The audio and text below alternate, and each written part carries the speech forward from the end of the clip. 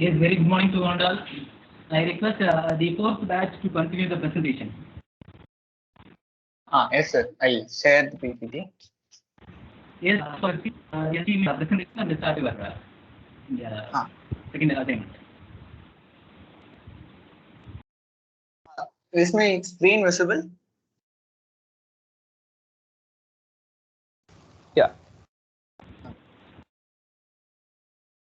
Okay, so today we are going to talk about robot cell layouts, and my friends up next they'll give you more information on all these topics. I'm here to give you introduction on the robot cell layouts and an introduction on the classification, and talk about how a good robot cell layout should be.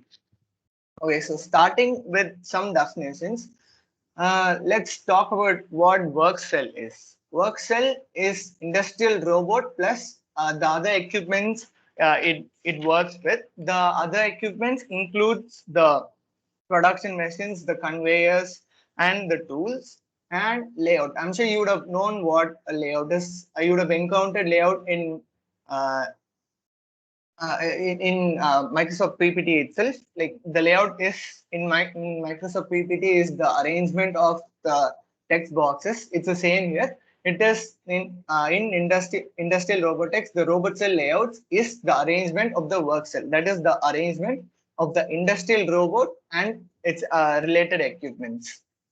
So jumping into the classification, the first is the robot centered work cell. You can I can give you an example I can give you a similar example. Consider you're going to watch a movie. You sit in the center of a round table, and you have your laptop in front of you, and you have your snacks to the right and the juices to your left. So you have everything around you, and you don't have to like move from one place to another to get things. It's the same here. You can see the robot is situated at the center, and all its equipments, the conveyors, the pallets, and all those are located around it. So the robot is not mobile, and all its equipments are around it. The second classification is the inline robot. The inline robot cell, the robots are located along a conveyor. So this can be especially seen in car manufacturing factories. All these robots are in a line, and there's a conveyor, and they're given a specific task, and they carry out that task. And the third one is the mobile robot. The robot, as the name suggests, the robot is mobile, so it's free to move within its workshop. This is an example of this. That can be like a two rail system. The robots are mounted on a rail system. There can be two rail system, one in the floor and another is overhead rail system. This one here is the overhead rail system, and the robot here is mobile. It's free to move in the rail, and it jumps from one equipment. Yeah, you can see it jumps from one equipment to another. It picks up, does the job from one equipment, and yeah, it shifts to the other. And the next is the qualities of a good layout. The first quality is that it should have maximum flexibility. The robot should be able to adapt to new changes. The new changes can be in form of the robot. There may be a repair or an upgrade in the robot, and the layout should be able to accommodate that. And it's the same for the equipments too. There may be an upgrade or a change in the equipment, and the robot should be able to. Just a minute, Jerome. Yes, sir. Yes, try to converge within 5 minutes. Let others will also take part in the presentation. Somil. Yes, sir. This is the last Correct, and go ahead with your presentation. Yes. So the robot should be flexible, and there must be maximum integration. All the equipments and the robot should be made effective use, and there should be maximum use of volume. I'm sure maximum usage of volume would reduce the money used for land acquisition, and there should be maximum visibility. By this, I mean there should be very less or no hidden corners. So there is easy supervision, and the next is maximum accessibility. The robot should be able to access all the components and all equipment easily, and there should be maximum security so that there is reliable and sustainable products, and there should be minimum handling. By minimum handling, I mean there is very less non-productive time, and there is like very high profit or gain. And yeah, next my friend Ajay would be talking about the robot-centered workshop.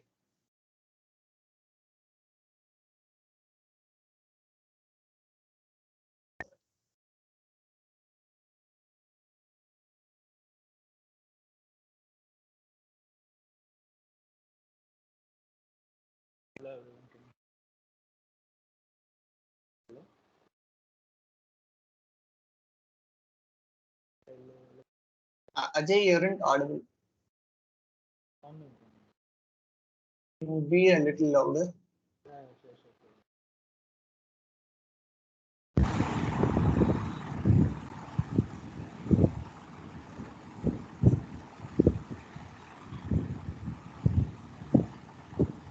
Hello?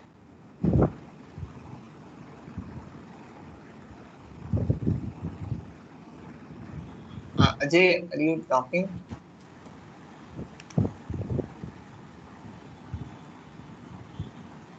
Yeah, can you hear me? Can you hear me?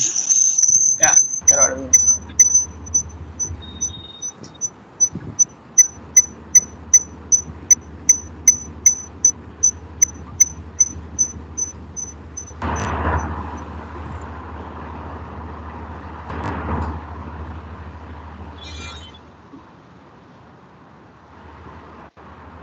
Yeah. Hello everyone. Hello everyone. I'm Sai Ajay. Now I'll explain about the robot center workshop.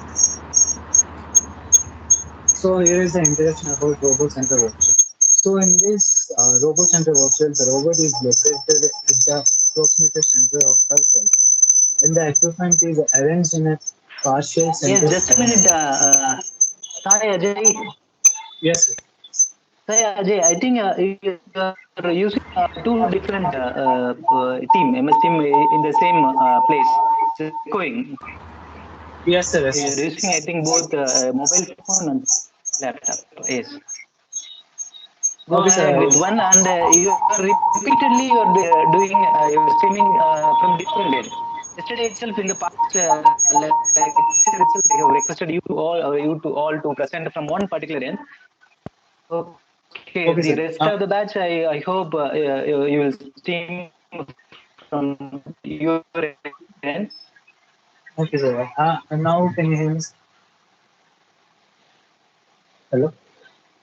Yeah, now it's fine. I think it's done.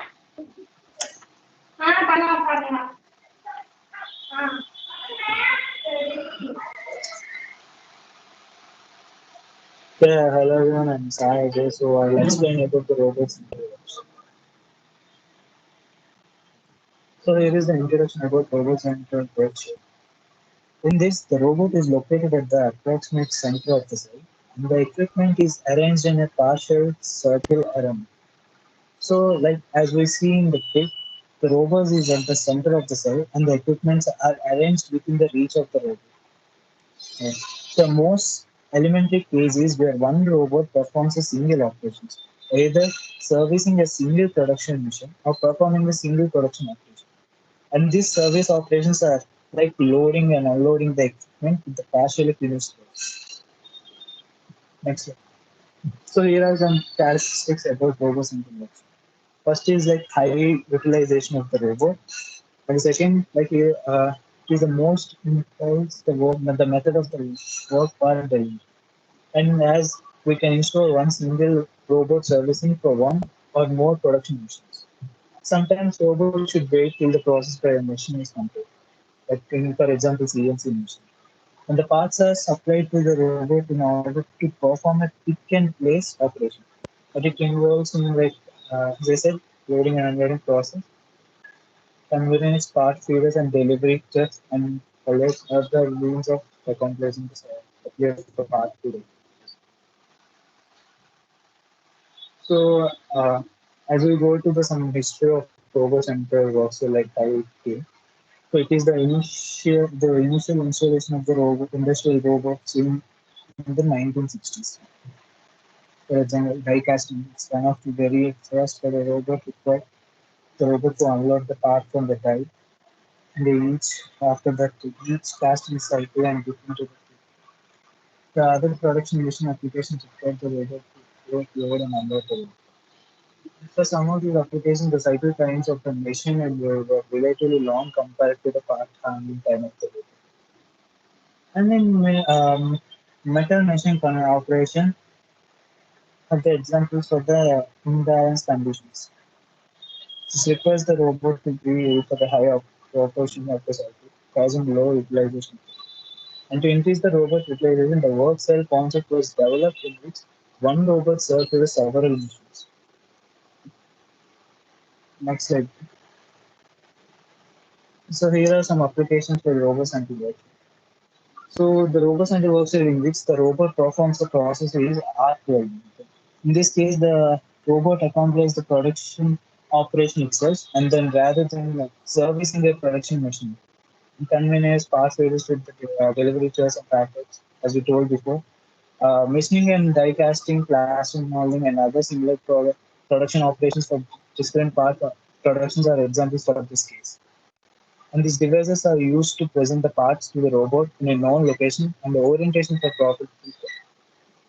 Not welding, human operators are often used to accomplish the part loading and the unloading.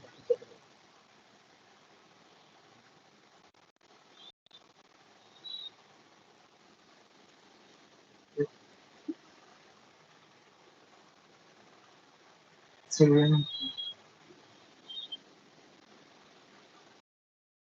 Hello, am I audible?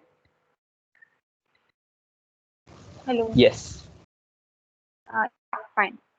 Good morning, everyone. This is Komal Kamade, and my presentation topic is inline robot work cell. Yeah, next slide, please, Jerome.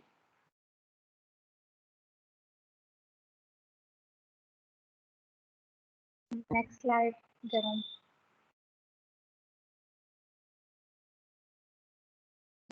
Switch to the next slide.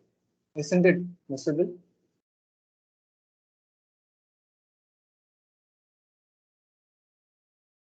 Yeah, fine. Cool. Okay, so what is an inline robot cell? So we will start about the introduction. It is nothing but one in inline robot cell. One or more robots are located along in a inline conveyor or other material transport system. Okay, so in inline robot work cell, work is organized so that parts are presented to the robots by the transport system, which means that each part performs some processing or assembly operation on each part.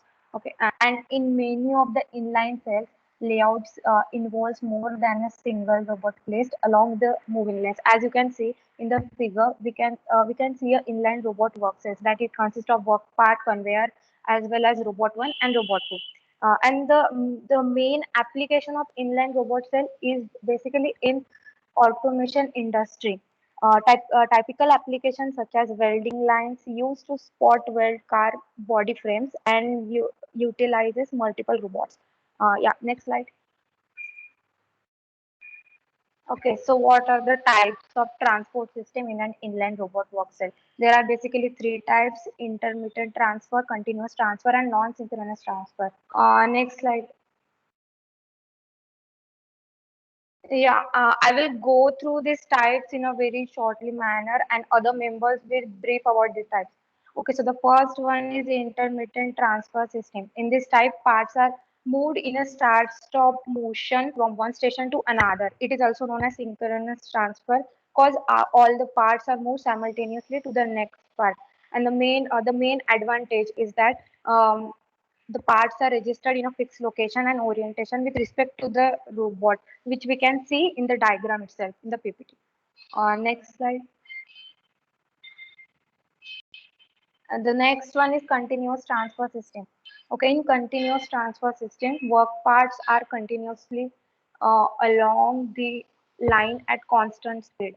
and the robots has to perform the task as parts move along, and the position and orientation of the part with respect to any fixed location are continuously changing, which results in tracking some problems.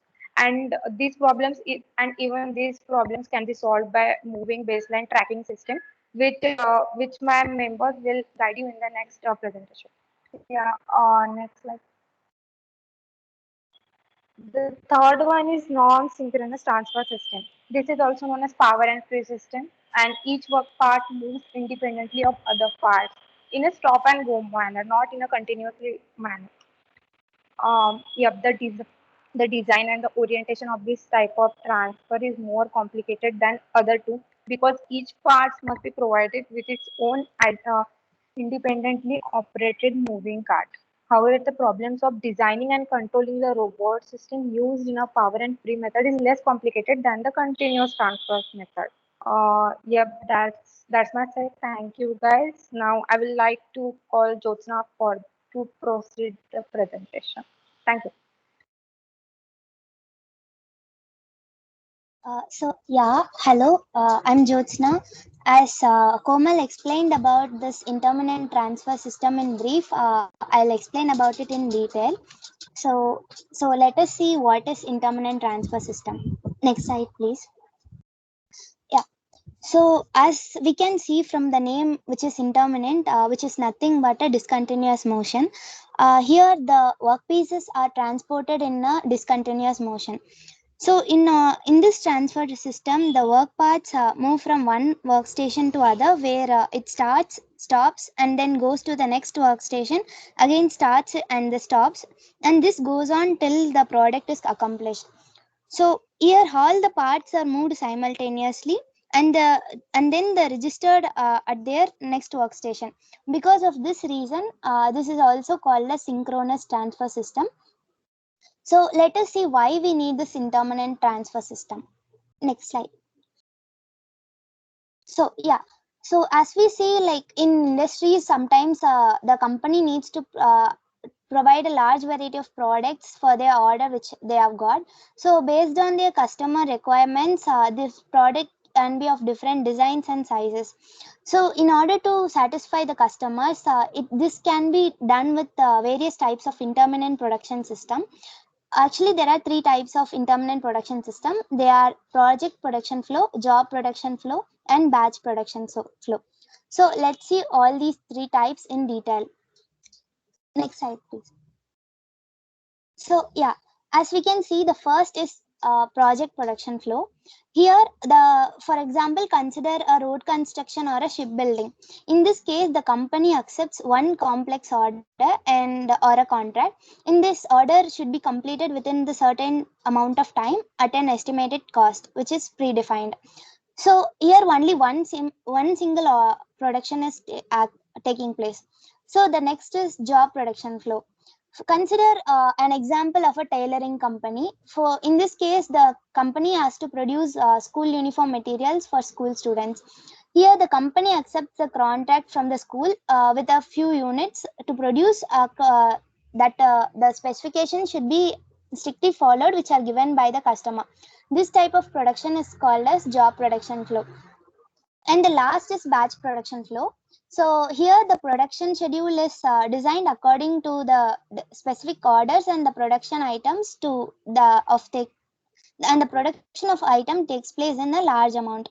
For example, in pharmaceutical industries, the manufacturing of drugs varies as the variation of the drugs varies.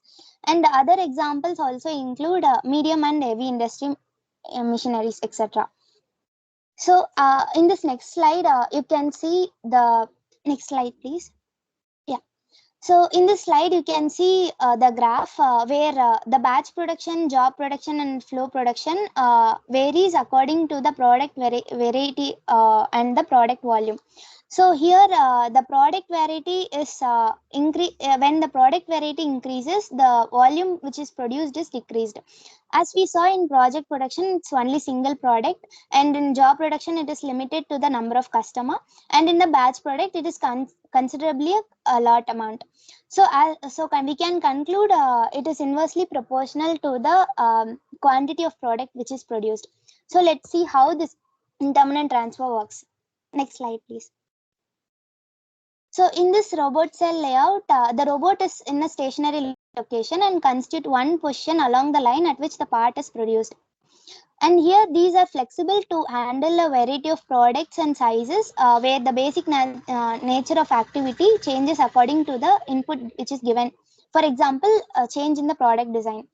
The examples include machining operation, press working operations, and machinized assemblies. So as we saw all this, let us see what are the advantages and disadvantages of this. Next slide, please.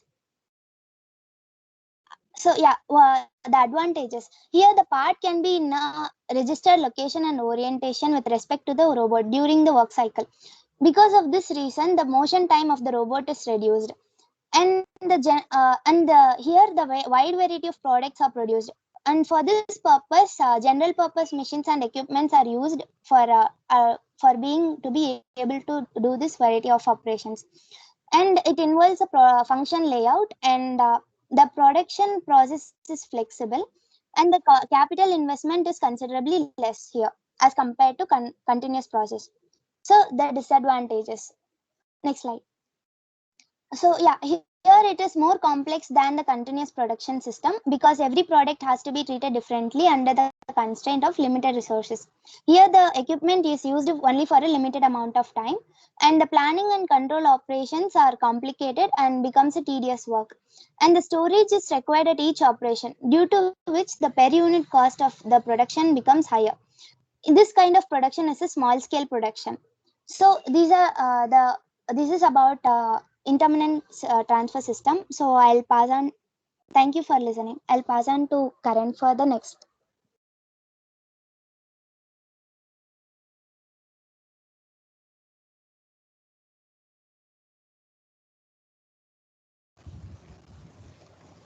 Hello everyone. So I'll be presenting on continuous transfer system. Jerome, next slide. Okay, so Jyotsna mentioned about how the intermittent transfer system, the work parts move from one workstation, go to the next, they wait, and then the robots perform the tasks that need to be done. And then they move to the next workstation. But in continuous transfer system, there's a continuous motion of the work parts. So usually there'll be a material handling system. So in this case, for example, it's a conveyor belt. So the work parts will be placed on the conveyor belt and they move continuously along the conveyor belt. And the robot is beside the conveyor belt, and the wrists of the robot needs to move continuously in order to perform the tasks. Next slide, Jerome. So since there is continuous motion of the work parts and the robot, the position and the orientation of the parts along the line will be constantly changing. So this means that it requires the workheads to move continuously during the process. Now this is almost a drawback, because if we consider a case when one of them stops functioning like it's supposed to, it'll lead to a problem, and it could lead to a halt in the production process. And another thing that's kind of a drawback when it comes to continuous transfer system is that inertia. So I'm pretty sure everyone would have noticed when in supermarkets, if you place like a water bottle or something on the conveyor belt at the checkout, and the person at the counter moves it a little too fast and then stops it, it falls over. So inertia is one of the things that could possibly mess up the production process. So the size and the weight of the workhead and the work parts have to be taken into consideration. And another thing that needs to be accounted for is the speed of the conveyor belt. So if it's a little too fast and not steady, and if it comes to a sudden stop, it could lead to things falling over. You wouldn't want that. But an advantage of this system is that it is relatively easy to design, and and it also yields a high production rate. Next slide, Chiran. So applications, as I mentioned, it's usually used in companies such as Coca-Cola, Pepsi, for example, for bottling of beverages and packaging. So you see the on the left picture, you can see the bottles arranged. So you see how if the speed of the conveyor belt increases, or in this case, any other material handling system increases or comes to a sudden stop, it could lead to things falling over. And yeah, next slide, Joe. As I initially mentioned, there is a constant change in the positioning and the orientation of the work parts because of simultaneous motion of the robots and the conveyor belt or the material handling system, whichever is used. So this can be fixed. This problem can be solved by using two methods. One is the moving baseline tracking system, and the other is the stationary baseline tracking system. So Ritik will now talk about the moving baseline tracking system. Thank you.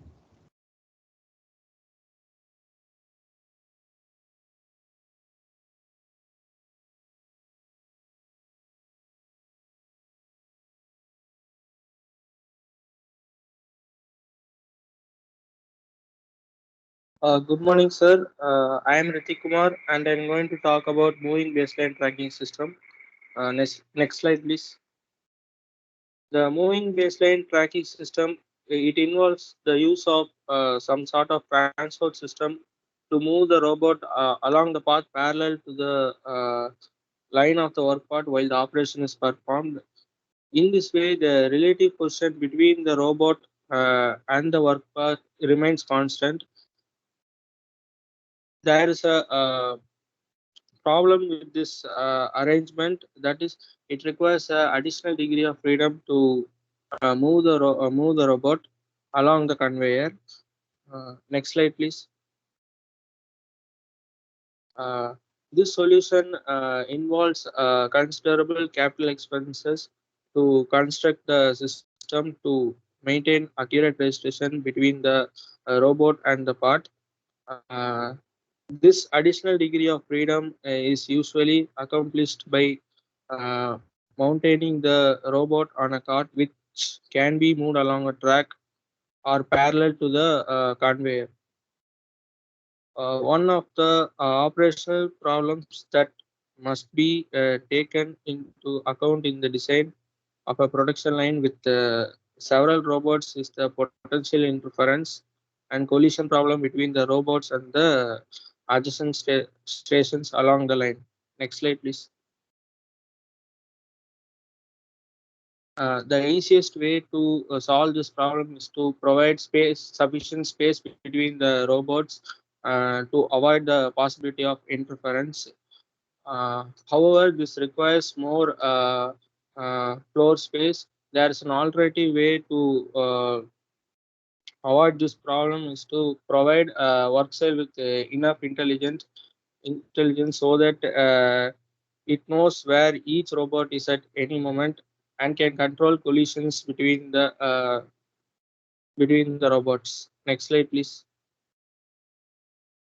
So as I mentioned, these are the problems associated with the arrangement. It requires additional degree of freedom to move the robot, collision and interference between the two adjacent robots. And these problems can be avoided by the solution for an additional degree of freedom involves a high capital investment for constructing a system on which the robot can be mounted. Next slide, please. The collision and interference between the two adjacent robots can be avoided by providing sufficient space between them. The benefits of this projects are ability to assess performance, earned value calculations, improved future estimating accuracy. Now I hand over to Kaushlesh to explain the next topic.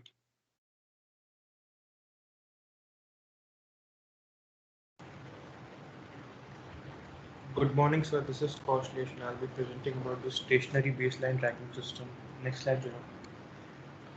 So before we start about the stationary baseline tracking system, let's see how tracking is visualized in a stationary baseline tracking system. So tracking in this context means that the robot is able to maintain the positions of the program points, including the orientation of the end effector and the motion velocities in relation to the work part, even though the part is moving along a conveyor. Now, let us also see what's the robot's tracking window. The tracking window can be thought of as the intersection of the robot's work volume with the line of travel of the work part along the conveyor. Next slide, Jerome. So let us see how does a stationary baseline tracking system works. Um, the robot situates itself in a stationary position along the line and creates a tracking window. The manipulator is capable of tracking the moving work part, whereas when the part enters the tracking window, the robot starts its work on the part. The tracking window is essentially the intersection of the work volume of the robot with the production line. Sensors play a crucial role in this particular type of system because sensing the presence of the part within the tracking window is necessary for such a system to work. The robot must complete its work before the part leaves the tracking window. Also, for a robot with tracking capability, the total motion cycle in a particular application must be consistent with the tracking window for that application. I would also like to point out the difference between the moving baseline tracking system and the stationary tracking system here. In the moving baseline tracking system, as my friend suggested, robot is moved parallel to the line of travel of the work part, wherein in the stationary one, the robot is stationary and it computes and adjusts the robot tool to maintain position and orientation with respect to the work part. The second and a basic difference is obviously the moving baseline tracking system is expensive to construct as compared to the stationary one. Next slide, Jerome. Now there are primarily there are three problems that we see in stationary baseline tracking systems. These include continuous manipulation. As I said, since the robot doesn't move, it computes and adjusts the positions. So the robot must have sufficient computational and control capacity to accomplish tracking. This requires that the regular motion pattern of the manipulator be continuously translated in a space in direction parallel to the conveyor and at a speed equal to that of the conveyor. This allows the relative positions of the end effector and the part to be maintained in the cycle. A second problem is the real-time control of the robot must be very accurate. With this, I mean that there need to be certain allowances that need to be made to factor in the manipulation of the wrist and an effector for access to portions of the work part that might be difficult to reach otherwise. A third problem that arises primarily due to the use of too many sensors. As I said, sensors play a crucial role in such systems and they estimate the velocity of the part during the cycle so as to coordinate with the robot tracking system. And there generally are errors with sensors. That's a fact. So this problem arises due to them. Now I'll ask Keshav to take the presentation forward.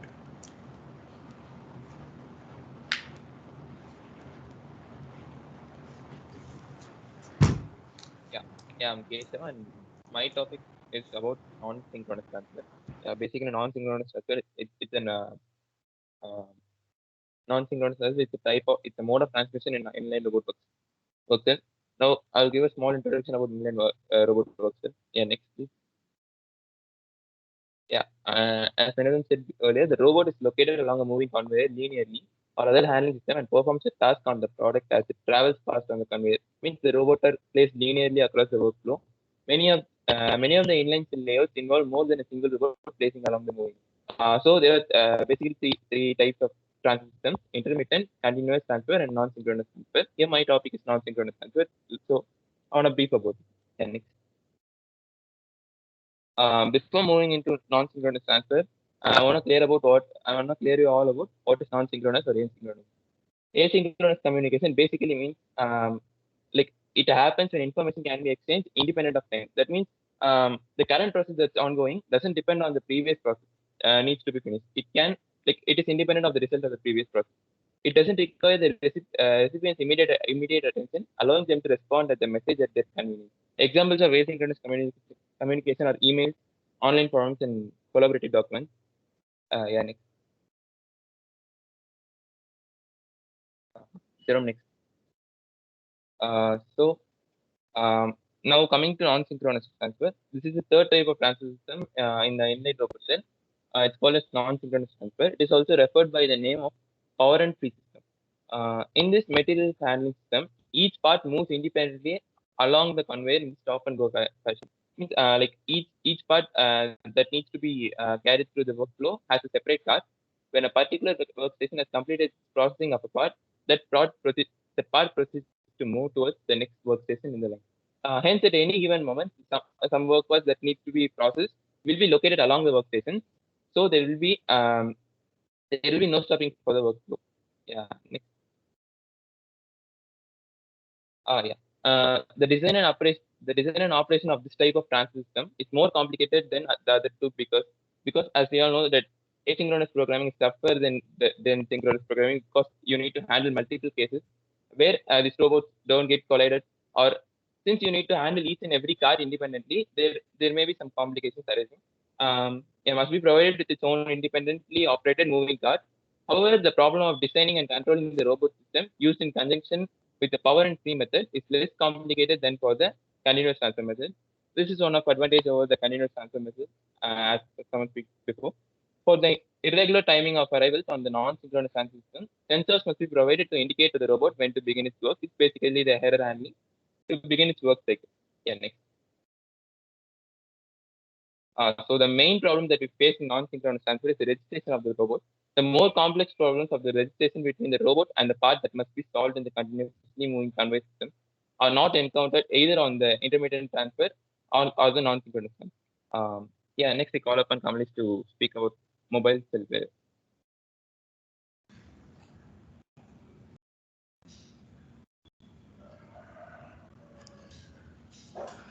Yeah, so hello everyone. Mobile robot cell is the third type of a like robot work cell layout.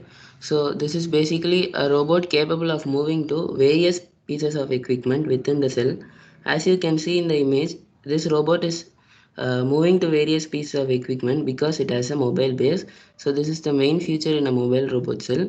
So this type of layout is used in factories where the robot must service in more than one station with long processing cycles. So you can't actually really move the robot like manually, and the stations cannot be arranged around the robot in a robot centered cell arrangement, which we saw before. So in these cases only we will go for this third type of layout. Next slide, Ram. So example of mobile robot cell is ER5. This ER5 mobile platform is like one person can completely move this workstation. It's a cobot basically. It's a collaborative robot. It will like work very close with human. As you can see there are the robotic arm, interface, basement, for mobile activities, and then there are like provisions for holding the equipments which are processed and non-processed. So for this ER5 is used in UR3 and UR5, so which has a lifting availability of 3 kilos and working radius of 500 mm. And ER5 is particularly suitable for production layout with limited space and demanding high mobility, flexibility, and quick redeployment due to small series production. But in large scale, in like real-time industries, we have to go for mobile robots with the mobile base should be transported on a rail system for like heavy load industrial applications. Next slide. So based on this rail system, we can classify this mobile robot into two types, overhead and on floor. As you can see, this is a typical example of where the mobile robot is used. Here the robot is overhead. It is actually the maintenance work of a railway track, and here it's it's like a heavy robot, and it's a on floor railway system. So about this floor mounted rail system, there will be a carriage on which the robot's base will be mounted, and the robot will be flexible to turn around above its base, and there will be mission 1, mission 2, input buffer and output buffer. It will be arranged linearly so that the robot can process in one mission and then go for another mission. Like we must select this on floor or overhead based on the factory's arrangement and then the loading or unloading time that the robot will take. So thanks for hearing. Over to Kushdeep Singh.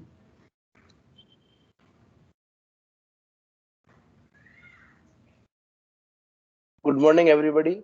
Good afternoon, everybody. Kushdeep Singh here.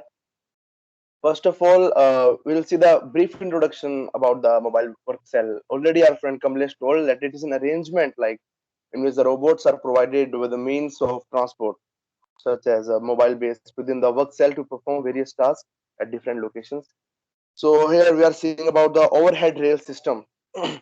After seeing this like overhead rail system, I can imagine a monkey like I'm connecting it to their real life.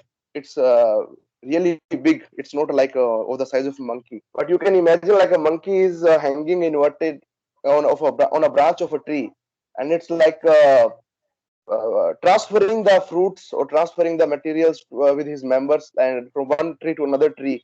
I'm trying to connect this thing with that monkey, and so it will be easy for us to understand. And the same thing here it is doing. It is like transferring and like it is transporting that. And the next slide. And here we will see, first of all I will also try to tell you about the transport mechanism.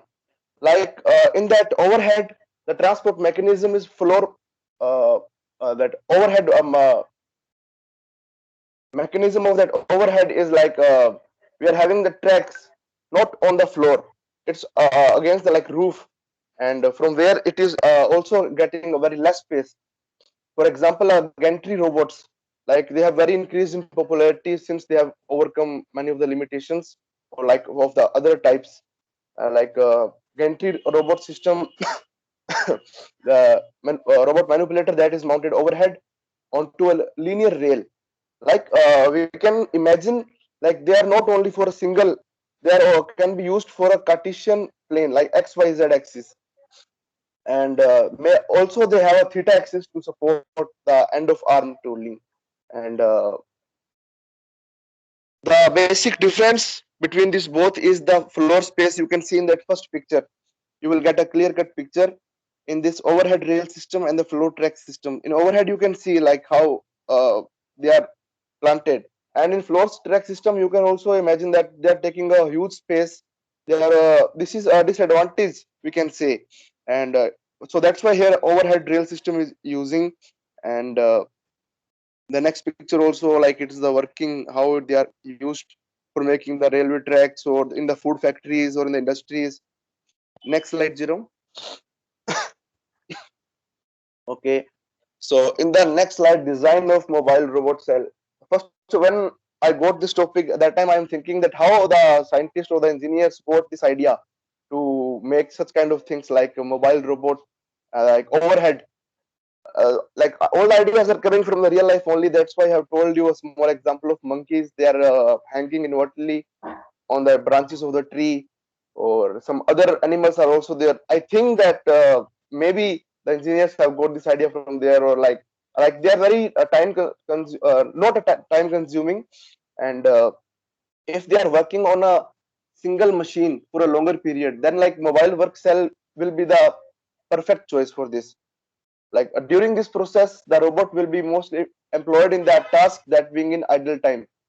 And if what will happen later if this process is not applied, then the separate robots will be required to perform this process. Like for every step, separate robots will be there. And and each robot should wait until the process gets finished in the production machine. Like first the robot is finishing, like for example we are taking the example of food factory. They are packing the chips, lace chips. So the next robot will wait for when they are going to send the uh, that bags, plastic bags in which they are packing the chips. And the next robot will wait to seal it, and the next robot will wait to lift it and send it to the desired location from where it will get transported to the markets and all. So next slide. And here we will see somewhat about their advantages and disadvantages and their functions. Like I already told you, advantage of this overhead rail system is like taking very less floor space, because these all things are only connected with the ceilings and roofs, so very less space is required for this thing. And the disadvantage is, the of course, the constructing cost of this overhead system is really more. And functions, you can say the transport mechanism, you can connect it like transporting the materials. It is like an arm. We are taking we are taking an apple, for example, like we are taking an apple and sending it to the other location. So that's very basic process. But what if the heavy things are there, if heavy machines like railway tracks and different things are there, we cannot take them with the hands and all. So for them, like for heavy things, to make that work easy, this overhead uh, railing system is defined. And service to more than one station, okay, to find optimum number of station to service. That's it. Thank you.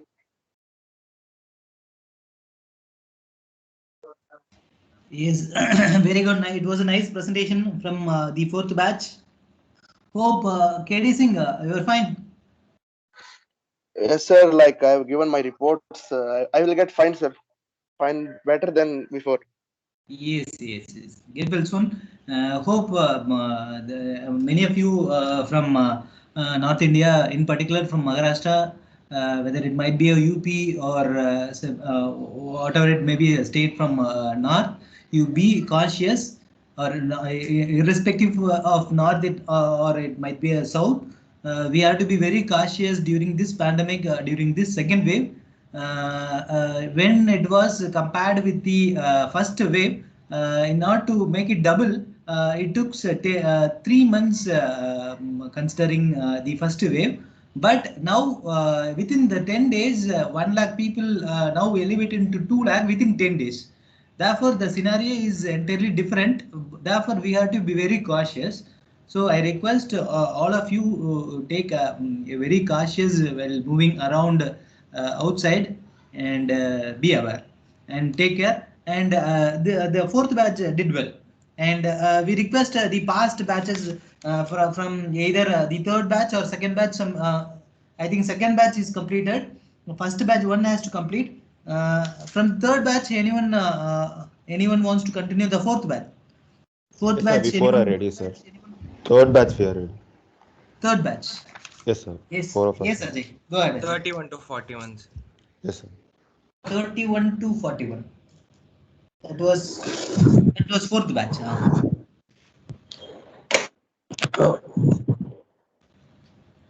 Good afternoon, sir. Hello, sir. Yes. Hello. Yes, Am go I ahead. available? Yes, sir. As per my presentation about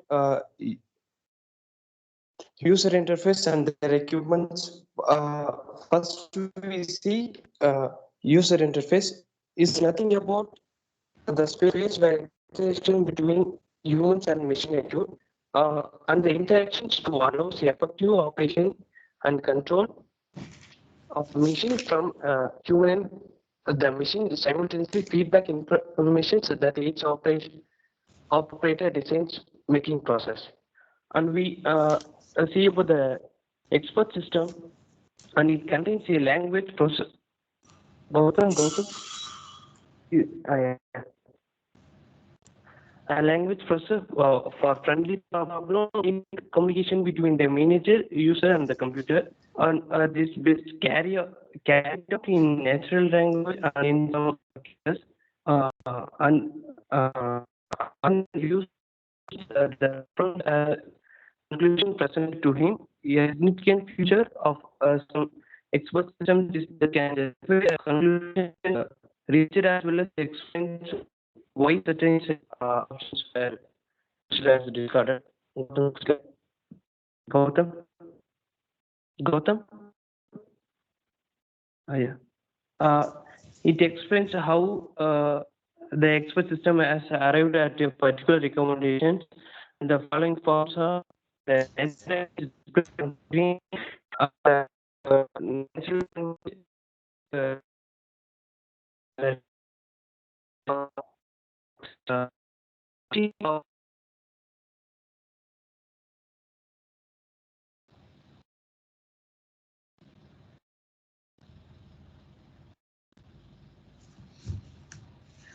Yes, your voice went.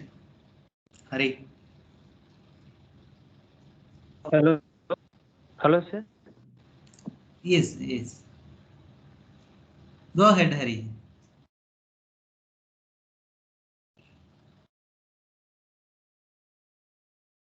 No, no, no. Hello. Yes, Hari. Your hello Sir, only. I'm audible. Yes, now it is audible. Yeah, Gautam. Can you move next slide? Now see the equipment of efficient expert system and user interface. And first we see it should help users to accomplish their goals in shortest possible, and it should design to work of for users exiting and decide work practice. E-technology should be adaptable to user requirements, and then it should make efficient use for user point. Yeah, that's all, sir. Yes, very good. Yes.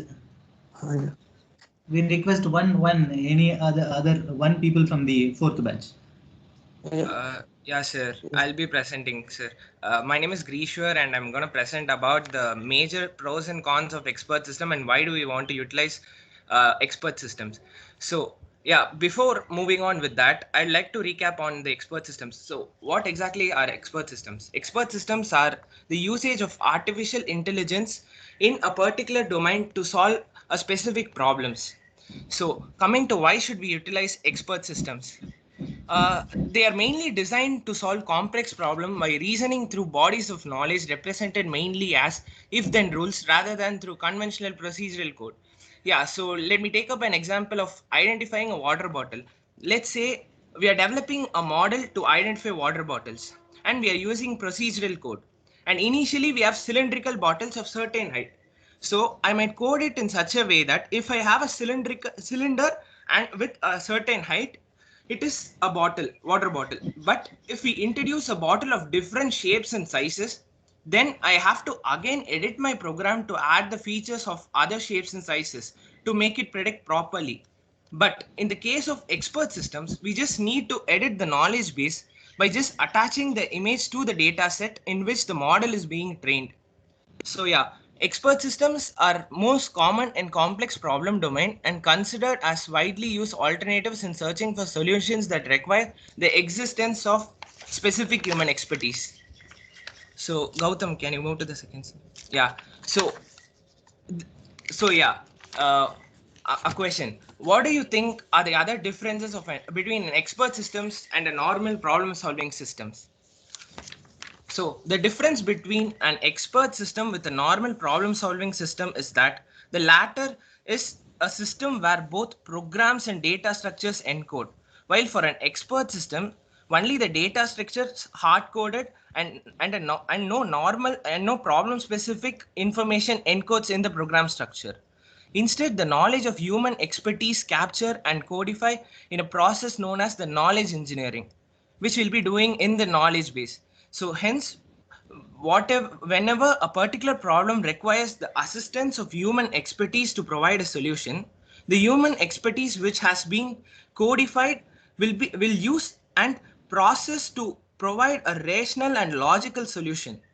This knowledge-based expert system enables the system to frequently add new knowledge and adapt accordingly to meet new requirements from ever-changing and unpredictable environments. The example of which we saw in the bottles, identifying bottles. So can you move to the next slide? Yeah, so coming to the advantages of implementing an expert system. Let's see the usefulness of it in business. An expert system has been reliably used in the business world to gain tactical advantage and forecast the market's condition. So in the current globalization era, where every decision made in the business world is critical for success, the assistance provided by an expert system is undoubtedly essential and highly reliable for an organization to succeed. So coming to providing consistent results. It can provide consistent answer for repetitive decisions, processes, and tasks. So as long as the rule base is in the system remains the same, that is the knowledge base and the rules for prediction, regardless of how many times similar problems are being tested, the conclusion drawn will remain the same. So coming to provides reasonable explanation. It provides reasonable explanation. It can clarify the reasons why a certain conclusions are drawn and why it is considered as the most logical choice among the other alternatives. So if there are any doubts in concluding a certain problem, it will prompt some questions for the user to answer to process the logical conclusion. So yeah, next slide. It overcomes human limitation. Yeah, it does not have human limitations such as a person can work only till a certain period of time for a particular day, but a machine can work continuously without any breaks. And yeah, the knowledge of experts is an invaluable asset for the company. It can store the knowledge and use it as long as the organization needs it. But a person has a limitation to storing a knowledge in his brains, or yeah. So, and it can easily adapt to new conditions, unlike humans who often have trouble adapting to new environments, such as in the case of a sunny day, a person might sweat a lot and might not work that efficient. So an expert system have high adaptability and can meet new requirements in short period.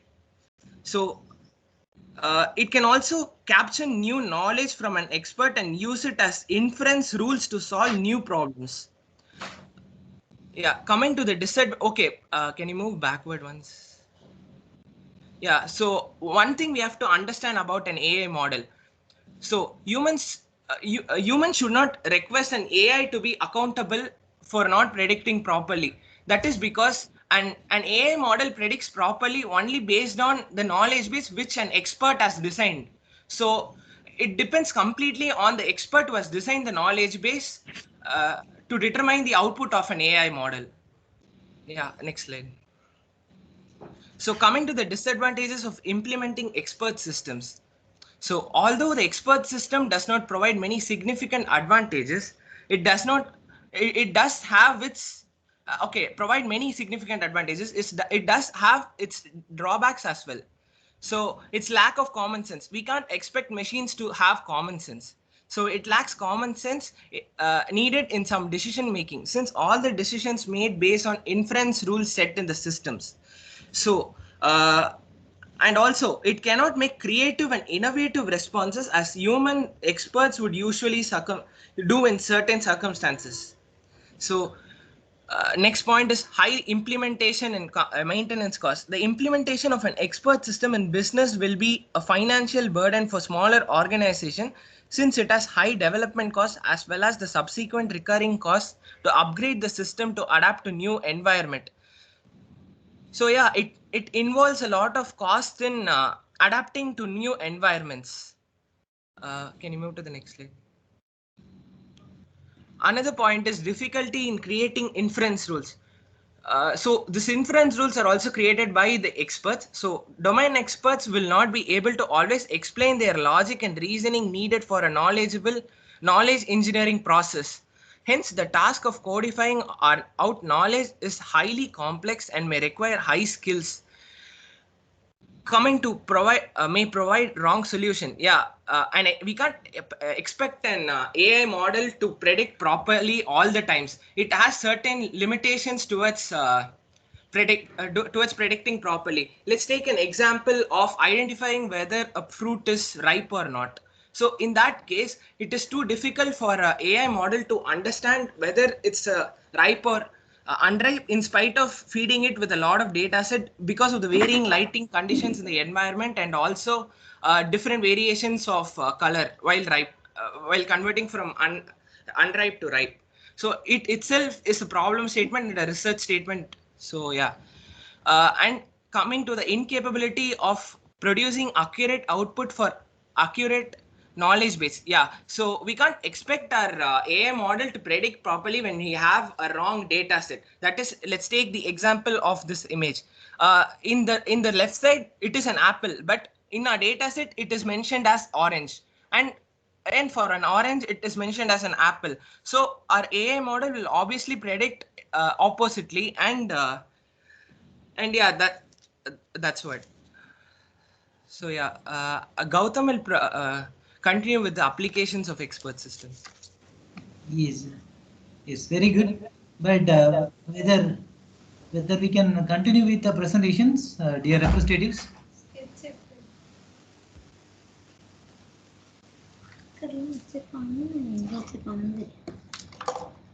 Yes, KD Singh and Chitash. Sir? We request Gautam to continue the session, or tomorrow we'll see. Tomorrow we'll continue. So just 2 people left out, sir. Including Yes, sir. We don't have class also, so like, can we finish? Yes. Then okay. For concerning your class, it is okay, Gautam. Concerning other class. Yes, sir. Even my class is okay. Okay. Then if it is not a problem, then okay. Continue with your session, Gautam and Ajay. Okay, sir. Hey everyone, myself Gautam, and I will be getting you through the applications of expert systems.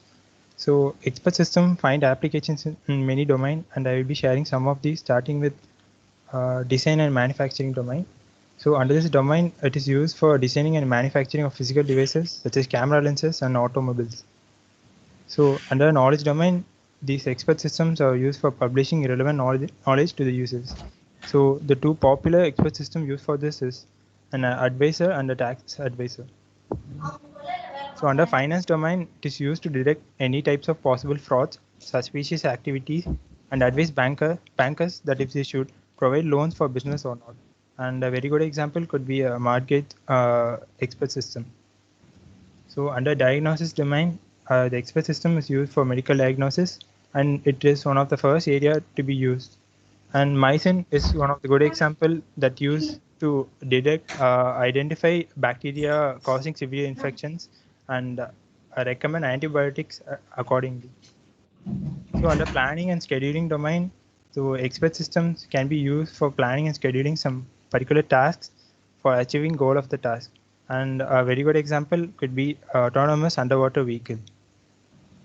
Under monitoring systems, the expert system is used for continuously comparing data with observed system or with prescribed behavior such as leakage monitoring in long petroleum pipeline.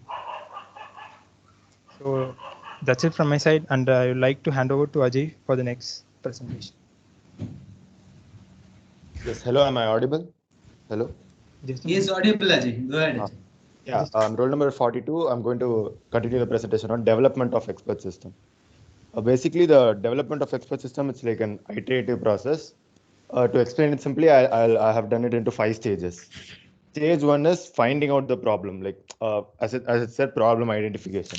What we do here is like we analyze the problem, and we just we don't do the other steps. We just take care of the problem.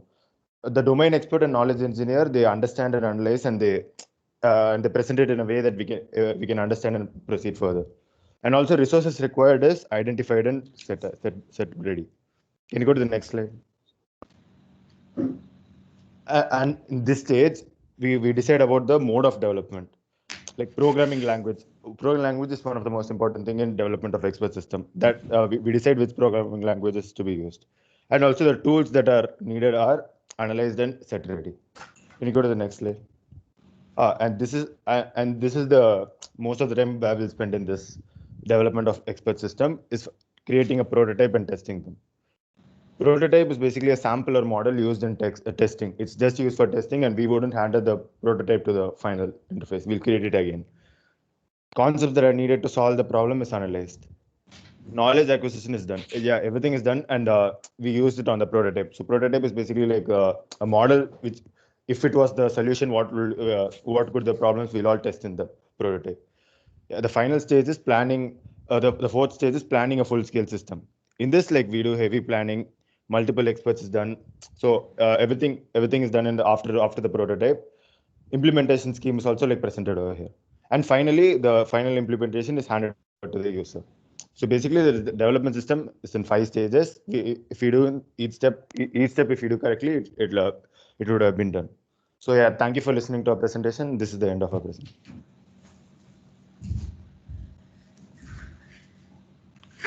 Yes. Okay, the fourth batch completed the presentation. And concerning the first batch, Agilan has to present. And concerning the third batch, Bhumika, Bhavya, and Chandravashni has to kind of have left in the third batch. Anyway, I request these people to continue in the subsequent class. And concerning the fifth batch, they are very well with the time management. They have completed within the time schedule, even with before 3 or 4 minutes they are completed, and the presentation is also very nice. Accordingly, I request all others to present with the time management. And as Jerome did, Jerome presented all of them, the collected all the presentation. Even I think Jerome shared the presentation via Google group, I think so. And I request in a similar way, all of you present from one particular end, and with time management, you try to converge within the scheduled time. Yes, good. We'll continue the session tomorrow, 12:30. Do you have any doubts? Anyone has any doubts? No, sir. Okay, okay. Okay, then tomorrow we'll continue. Thank you, sir. Thank you very much. Thank you, sir.